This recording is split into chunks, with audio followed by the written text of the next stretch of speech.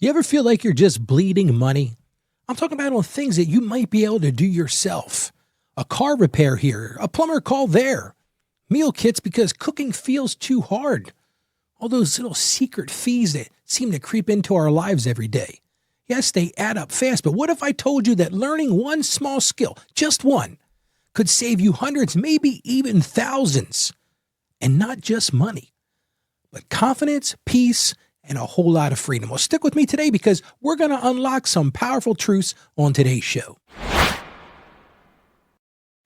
Hey there, friend. Welcome back to your daily Financially Confident Christian.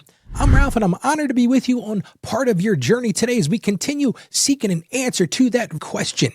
And that's, how can I become a financially confident Christian? And we're continuing in our series today, Beyond the Budget. We're working to find financial freedom through intentional living. Now, if you missed yesterday's show, we talked all about the joy of secondhand savings. We talked about how to go to swap meets and things like that and really find stuff that you could use, and best part of it, save a ton of money. So if you missed it, I'm going to encourage you to check it out. And today we're going to go a little bit further.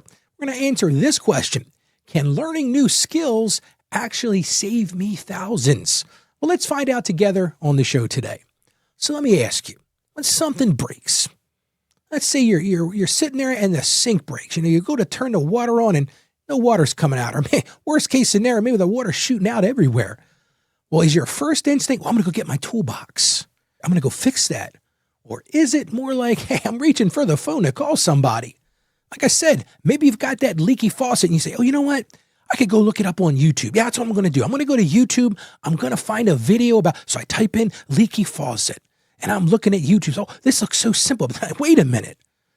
It doesn't look so simple after all. Actually, it looks kind of scary. So what's the first thing you do? Pick up the phone, you call a plumber.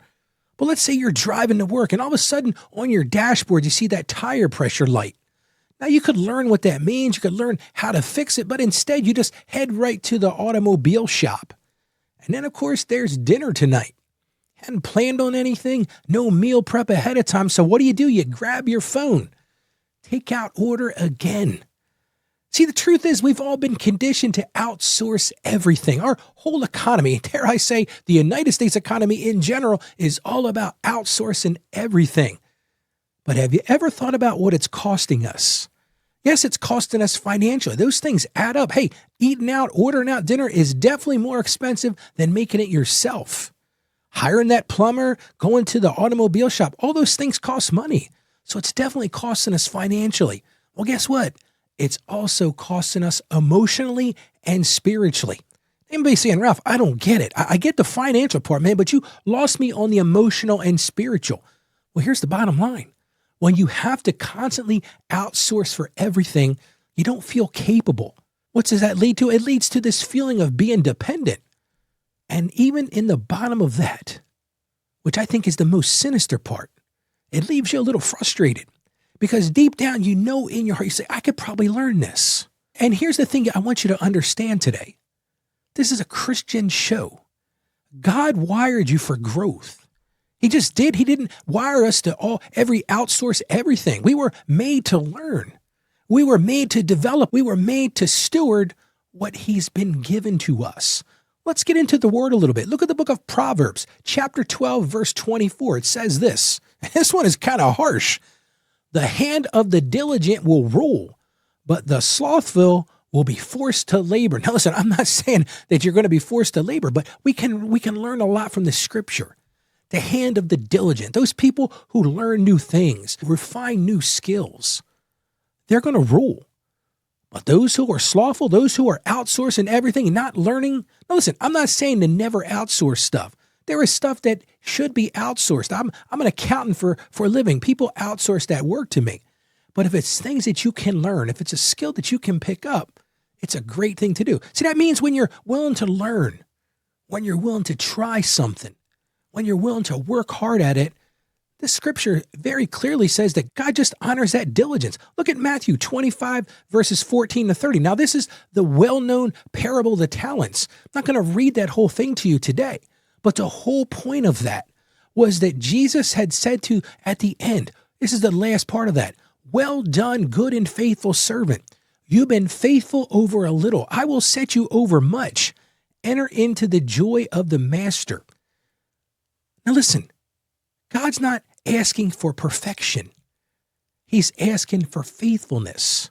Well, what does that faithfulness look like, Ralph? Well, it looks like action. It looks like stewardship. And see, when you learn a new skill, when you go and do some study, go and try to figure stuff out, you're multiplying what he gave you. And that, my friends, that right there is faith in motion. So you might be asking, what can we do? How do we solve this problem, Ralph? Well, I'm going to tell you, it's pretty simple. But if you agree to do this, it is hugely powerful. Just choose one money-saving skill and start learning it today. That's it. Not 10 things. I don't want you to go get a degree from a trade school so that you can fix your faucet. That's not what I'm saying at all. Just one skill. So here's your one action step for today. I want you to, this week, identify one paid task.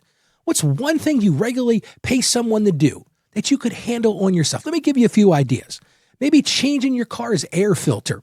Could you get a YouTube video? Could you go to the local part shop and pick up the air filter?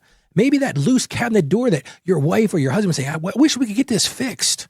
Maybe it's mending a shirt, learn how to do a couple stitches. How about this, making some homemade bread or hooking up a new printer instead of calling the Geek Squad or somebody to come out and do it? Hey, maybe you're in the shower and that shower head just doesn't work like it used to. Maybe you can replace that shower head. And here's one that I think all of us can learn from. How about cooking a meal from scratch? Okay, so once you've decided on what that looks like for you, just one, not 12, not 10, just one, go and find a free learning resource. Hey, that's one of the best things about technology. There are places to learn. You can go right on YouTube. You might be watching this on YouTube right now. You might be listening to this. You can go to YouTube and find all kinds of information. You can go to your local library, check out a book, or Google has great step-by-step guides. Or maybe next time you're in one of your church groups or a small group Bible, say, hey, does anybody here know how to do X? Maybe you've got a friend at the church who's a plumber. And then just spend 15, 20, maybe 30 minutes learning the basics. Again, I don't want you to go to trade school to become a plumber. And then the big takeaway from this, try it yourself. So the next time that need comes up, give it a shot. Hey, if it's cooking a dinner, I think we all can figure that out. And remember, you're not aiming to be perfect. You're just aiming for progress. Because this works in the long term because it really cuts down your expenses. And like I talked about, it's not just financial. It builds your confidence. It helps you become less financially dependent and emotionally dependent. And the best part of all, it honors the time and talents that God has already gave you. And remember this, you don't need to master everything, just one thing at a time. Well, how about we pray together today?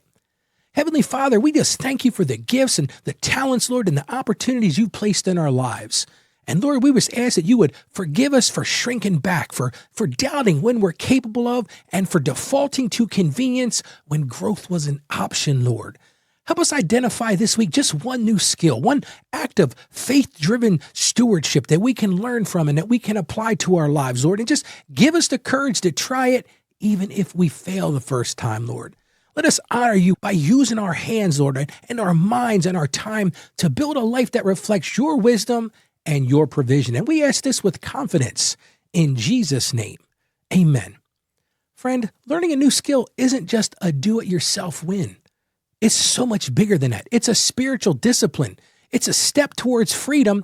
And in the end, it's a bold act of faithful stewardship. So today, like I said, one skill, one step. And if this show helped you today, or if this episode helped you today, I'm going to encourage you to share it with somebody else that could use that same encouragement. You can point them right to our website. That's financiallyconfidentchristian.com. And hey, while you're there, why don't you get a copy of my free book? It's called Mastering Your Finances. It's free to you. It's a short book, but man, it is super impactful to help you finally gain in control of your finances. And again, you get that at financiallyconfidentchristian.com/master. And listen, don't miss tomorrow's episode. We're going to talk about how to give gifts with meaning without overspending. Hey, if you got that birthday coming up or that anniversary and Christmas, hey, I heard yesterday it's just about 6 months away. I want to show you tomorrow how to give gifts with meaning without overspending. So don't miss tomorrow's show. And I just want you to hear this. You're doing things. You're growing. You are becoming a financially confident Christian. I believe in you. Now go believe in yourself. Stay faithful, stay wise, learn that new skill. God bless you, and you have a great day today. Thank you for joining us today on the Financially Confident Christian Show, where we're breaking the cycle of financial shame with confidence and faith. If you found value in this episode, a simple click to subscribe means you'll be invited right back for our next conversation. And remember, financial challenges don't have to be overwhelming. Just ask Ralph. This show is a production of Ask Ralph Media and is supported by Saggio Accounting Plus. The information shared in this episode is based on data available as of the date of release. Saggio Accounting Plus and Ask Ralph Media Inc. are under no obligation to update this content if circumstances change. Please note that applying this information to your personal situation requires careful consideration. This episode is not intended to serve as financial, tax, or legal advice. Always consult your trusted tax advisor or attorney before taking action based on anything we've discussed.